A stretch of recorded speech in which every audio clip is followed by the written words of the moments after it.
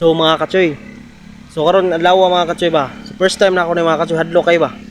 So na ako diri na niudto sa Manggahan kay gilid ra man ni kasada sa Mount Gitraboa nya. Karon mga kachoy nanghi ko diri sa ning Labinhan. Sus wa ko daw wa dam mga kachoy ba. Pag yun dama yun unta yun mao yun tay kapahamak sa kong kinabuhi yun gahak. Wa ko kabalo nga kachoy sa akong dapit tumbalan din na di kubra daing. Sus perti dako ara ba. Perti dako as kubra mga kachoy. Di ko kato na perti dako gyud. Doon ra kay sa kong tiil. Baling pagkadagan-dagana yun ako yun. Dire lang yun sa location yun sa Konsolasyon, Dalagit. Wadi ko kalibutan ba na dito ko pangiki kay una kay ko nya sa kilid itong banan na di dako kay kubra. May gani na igura ni barug. Na diri mga kachoy ako ipakita ninyo.